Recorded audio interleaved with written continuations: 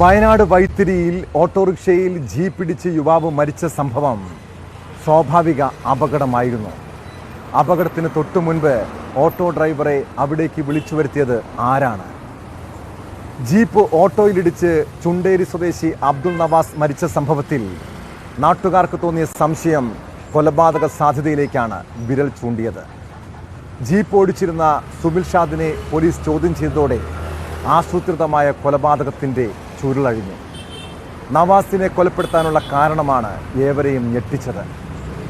സുബിൽ ഷാദിൻ്റെ കടയുടെ മുന്നിൽ ഒരു കോഴിത്തല കണ്ടതും ഇത് കൂടോത്രമായിരുന്നുവെന്ന സംശയവും വൈരാഗ്യത്തിന് കാരണമായി.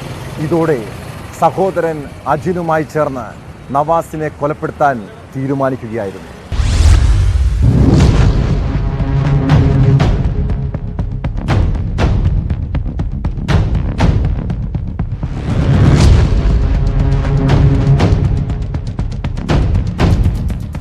തിങ്കളാഴ്ച രാവിലെ 8:30 ചുണ്ടേൽ എസ്റ്റേറ്റ് ഫാക്ടറിക്ക് സമീപമായിരുന്നു നവാസിന്റെ മരണത്തിനിടയാക്കിയ അപകടം. നവാസ് സഞ്ചരിച്ചിരുന്ന ഓട്ടോറിക്ഷയും എതിരെ വരികയായിരുന്ന ജീപ്പും കൂട്ടിയിടിക്കുകയായിരുന്നു. വാഹനത്തിരക്ക് വളരെ കുറവായ നേരെയുള്ള റോഡിൽ അപകട സാധ്യത തീരെയില്ലെന്നും ഇത് മനഃപൂർവ്വമുണ്ടാക്കിയ അപകടമാണെന്നും നാട്ടുകാർ ആരോപിച്ചിരുന്നു. അപകടത്തിൽ ദുരൂഹതയുണ്ടെന്ന് കാട്ടി നവാസിന്റെ ബന്ധുക്കളും പോലീസിൽ പരാതി നൽകി. തുടർന്ന് പോലീസ് നടത്തിയ അന്വേഷണത്തിലാണ് സംഭവം അപകടമല്ലെന്നും ആസൂത്രിതമായ കൊലപാതകമാണെന്നും കണ്ടെത്തിയത്.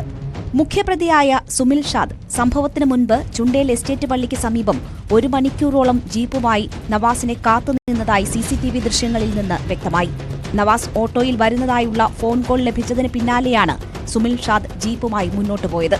തുടർന്ന് ജീപ്പുമായി എത്തി എതിരെ വരികയായിരുന്ന ഓട്ടോറിക്ഷയെ ഇടിച്ചു തെറിപ്പിച്ചു. സംഭവത്തിൽ സുമിൽ ഷാദിനും പരിക്കേറ്റിരുന്നു. അപകടത്തിനിടയാക്കിയ ജീപ്പ് ഓടിച്ചിരുന്ന സുമിൽ ഷാദും നവാസും തമ്മിലുള്ള മുൻ വൈരാഗ്യത്തിന്റെ അടിസ്ഥാനത്തിലുള്ള കൊലപാതകമാണെന്ന് പോലീസ് കണ്ടെത്തി.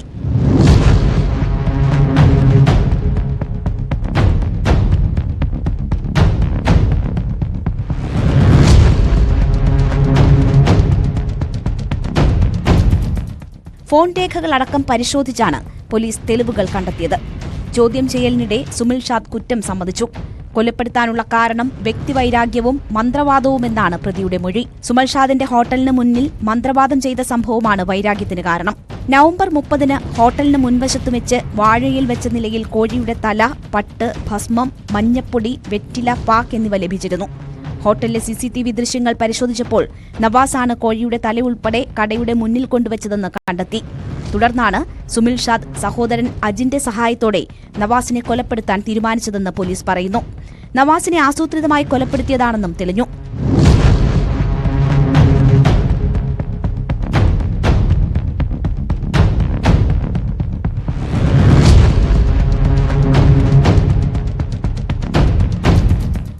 സംഭവം കൊലപാതകമെന്ന് കണ്ടെത്തിയതിന് പിന്നാലെ പ്രതിയുടെ പിതാവ് നടത്തുന്ന ഹോട്ടലിന്റെ ചില്ലുകൾ ബൈക്കിലെത്തിയ സംഘം കല്ലെറിഞ്ഞ് തകർത്തു.